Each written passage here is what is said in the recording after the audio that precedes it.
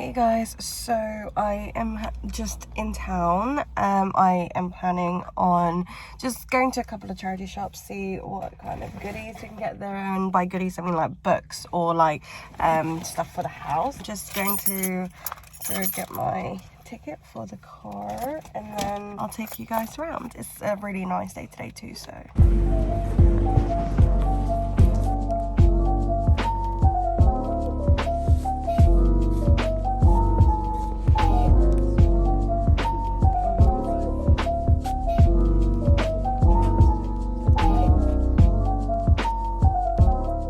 I am back home now. I'll just show you the things that I picked up from the charity shop from my little trip today. So I picked up a bunch of books. Again, surprise, surprise. Let me go through the classics that I picked up first because I said that I wanted to incorporate a lot more of like classic literature into my reading list. So the first thing I picked up, Pride and Prejudice by Jane Austen. Everybody knows about this. This was £2 and it's in great condition, so I can't wait to get started on this. Next is probably the one I'm most excited about from the classic books that I've picked up, just because, I don't know, my sister and I for some reason randomly hyped this up. But it is Lord of the Flies by William Golding. This was also £2 and it was in great condition. So I feel like I would tell you guys what the books are about roughly, but I also feel like with the classics you already know probably. So I'm just gonna kind of zoom through them and then maybe give you a little bit of an idea for the non-classic books. Anyway, so I also picked up The Great Gatsby, £2. £2 is actually on the priciest like end of how much I pay for my charity shop book, so I really can't complain because £2 is still super cheap and it goes to charity. So I picked up The Great Gatsby by F. Scott Fitzgerald, and then the last classic book that I picked up is George Orwell's Animal Farm. So yeah, I picked this up for £1. This one, kind of a creepy front. It reminds me of American Horror Story, the Coven one. And what I like about specifically this and The Great Gatsby is the fact that they are quick reads. So when I kind of feel like I'm going through a reading slump, I like to pick up either a really fast-paced book, and you don't really know that until you've picked the book up and gone through it, or a thin one. Okay, moving on to the non-classic books that I picked up. So the first is Margaret Atwood's The Blind Assassin. I've never actually heard of this, but obviously know who Margaret Atwood is. So the blurb for this says, more than 50 years on, Iris Chase is remembering Laura's mysterious death, and so begins an extraordinary and compelling story of two sisters and their secrets. Set against a panoramic backdrop of 20th century history, The Blind Assassin is an epic tale of memory, intrigue and betrayal. I thought I would pick this up, and this was literally only £1, but this one is a chunky one. The only chunky-ish book that I am trying to read very soon is A Little Life, so this could be somewhere that I'm going to read later on when I've got a little bit more time. Okay, next one is Jodi Picoult's The Book of Two Ways. I don't know if I just butchered her last name. This I've seen have a very mixed reviews. I feel like a lot of people either really love it or a lot of people also think it's just not worth the hype. And the blurb says, Dawn helps people prepare for a good death, but when she finds herself in mortal danger, the life that flashes before her eyes is not the one she shares in Boston with her beloved husband and daughter, but the life she left behind in Egypt 15 years ago, a career in archaeology and a man she loved. Safe again, Dawn finds herself faced with an unexpected decision, surely. To go back home to a world she knows, or to try to recapture the world she lost. But is there a cost to turning back time? I don't know what to expect from this, but it's hyped up enough and the blurb kind of intrigued me enough to pick it up, and also this was £1, so I can't complain. Okay, this is another one that I've been wanting to get for ages now, but it is Lucy Foley's The Guest List. It says, A Remote Island, An Invitation to Die For. Another kind of thriller, which I love, apparently. And I bought this for 50p in great condition. But yeah, it says, off the windswept Irish coast, guests gather for the wedding of the year. Old friends, past grudges, happy families, hidden jealousies, 13 guests, one body. One guest won't leave this wedding alive. So yeah, it's another, you know, like your typical murder mystery. So I picked this up. And again, for 50p, I cannot complain. Okay, on a lighter note, the next book I picked up is Dolly Alderton's Ghosts. The blurb says, my 32nd birthday was the simplest birthday I ever had, which was a perfectly lovely way to begin the strangest year of my life. As someone who's inching towards her 30s, I thought that this would be quite a good book just to kind of read. I'm not sure if it's meant to be lighthearted or what, but I picked it up anyway, and this was literally only £1. It's a hardback, which usually I'm not that keen on, but the colour, the motif is just, as you can see, like see, it just fits right in. So I thought this would be quite a nice, like, decorative piece. Oh, it has the actual blurb inside. A new relationship couldn't have come at a better time. Her 30s have not been the liberating, uncomplicated experience she was sold.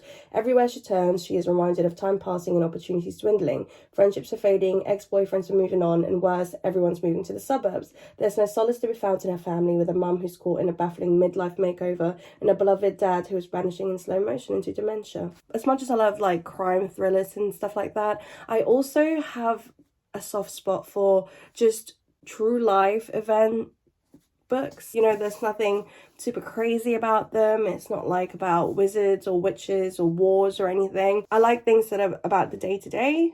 I don't know why. I just really enjoy stuff like that. I think it really encourages you to have more empathy towards people in general when you kind of can see that to the blind eye, the character may be someone who's just completely normal. You can walk past them in the street and not think twice about them. And I think it's just really interesting to know the intricate and finer details to each individual's life that is, you know, that is real and happens on a day-to-day basis. And like I said, I think it's really good at allowing people to feel more empathy towards others, which is something that we could all, you know, use. Again, £1. That's crazy. Okay, so I have another bag of books. There are 1, 2, 3. Oh, there's only 4 here, so it's not too bad. Okay, so first one is Celeste Nang's Little Fires Everywhere. I don't know if I pronounced the last name right. I just know that in Tagalog, if I see NG, it's pronounced Nang. But yeah, anyway, it's Little Fires Everywhere. I've heard amazing things about this, like a 4-star review on Goodreads with like nearly 1 million reviews. So yeah, I thought I'd pick this up. I do want to watch the TV show too, but I feel like, I don't know, because with Sharp Objects, I watched the TV series, binged it, loved it, and then bought the book just to kind of see it in like finer detail. And I don't know if I'm going to do the same with this, because I'm currently doing the same with 9 Perfect Strangers, but for some reason the TV series just isn't hitting it for me, so I don't know how I'm going to feel about the book afterwards. So the blurb for Little Fires, oh my god, I didn't even talk about the blurb for Little Fires. So it says, in the placid, progressive suburb of Shaker Heights, everything is meticulously planned, from the colours of the houses to the successful lives its residents will go on to lead, and no one embodies this spirit more than Eleanor Richardson. Mia Warren, an enigmatic artist and single mother, arrives in this idyllic bubble with her teenage daughter Pearl and rents a house from the Richardsons. Soon, Mia and Pearl become more than just tenants. All 4 Richardson children are drawn to the alluring mother-daughter pair, but Mia carries with her a disregard for the rules that threatens to upend this carefully ordered community. When the Richardsons' friends attempt to adopt a Chinese-American baby, custody battle erupts that dramatically divides the town and puts Mia and Mrs. Richardson on opposing sides. Mrs. Richardson becomes determined to uncover the secrets in Mia's past, but her obsession will come at unexpected and devastating costs to her own family and Mia's. So yeah, I thought I'd pick this up because I have been trying to find Everything I Never Told You. I found it once at a charity shop and I didn't bring my purse, and I'm just so annoyed because I haven't been able to find it since. But yeah, I thought this will be quite a good read too. It's in great condition and it was £1. Okay, next one. Crazy that I even found this for £1, because first of all, it just is in immaculate condition. Anyway, so the next book I have is The Sanatorium by Sarah Pearse. I literally then found it at the next charity shop for £1, but again, a charity shop, can't complain. This I've seen kind of, I think this was like Waterstones book of the month for ages, probably like last month.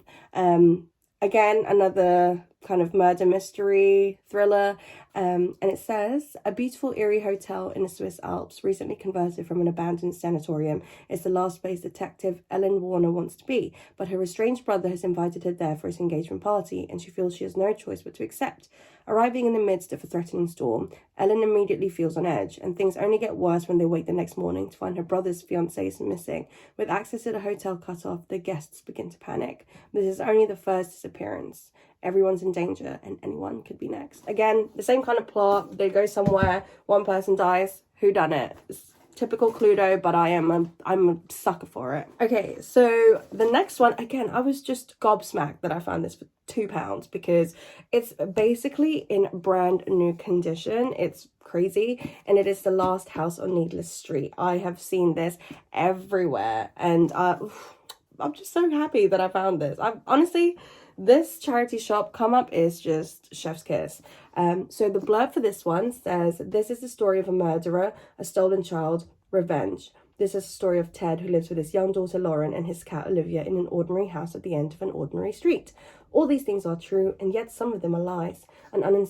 Oh my god, I can't say that. An unspeakable secret binds the family together, and when a new neighbor moves in next door, the truth may destroy them all, because there's nothing buried in the dark forest at the end of Needless Street. But it's not what you think." And Stephen King literally put, "I haven't read anything this exciting since Gone Girl," so you know this one's about to be fire. And then last but not least, it is Margaret Atwood's The Handmaid's Tale. I've wanted to read this for ages, but I always just find the hardbacks, and those ones are like big and chunky. So I was pretty gassed to find a paperback one, and I like the minimal cover, and this was literally only £1. I think I just said that, but I'm not sure. I'm sure we have all heard of The Handmaid's Tale, but I'm gonna read you the blurb anyway.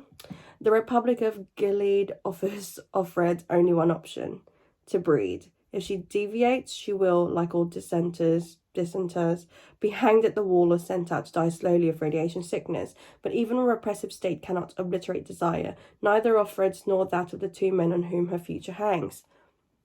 Brilliantly conceived and executed, this powerful evocation of 21st century America gives full rein to Margaret Atwood's devastating irony, wit, and astute perception. So yeah, again, another one that I am very excited to read, and perhaps I'm going to watch the series as well. So anyway, that's literally all the books that I picked up from this haul. I'm trying to do them kind of like little by little, and I would have thought that by now I'm running out of things to buy, like books to buy, because I feel like I've bought so much. Surely there's nothing else much out there, because I don't just go out and then browse. I only pick up stuff that I've kind of done some research about, or ones that have kind of been hyped up that I'm like, oh, okay, that sounds like it's right up my alley. Apparently it just doesn't stop. Yeah, I'll try and just do them kind of little by little, because sometimes some hauls last for like 45 minutes, I swear, especially if you're reading out the blurb to each one. But yeah, first of all, I'm gonna try not to buy any more books at this point, but we all know that that is a big fucking lie. But otherwise, I will see you guys probably in my next book haul. I hope you guys enjoyed today's video. If you did, please give this one a thumbs up, and if you haven't yet, please subscribe to my channel, and I'll see you guys next time.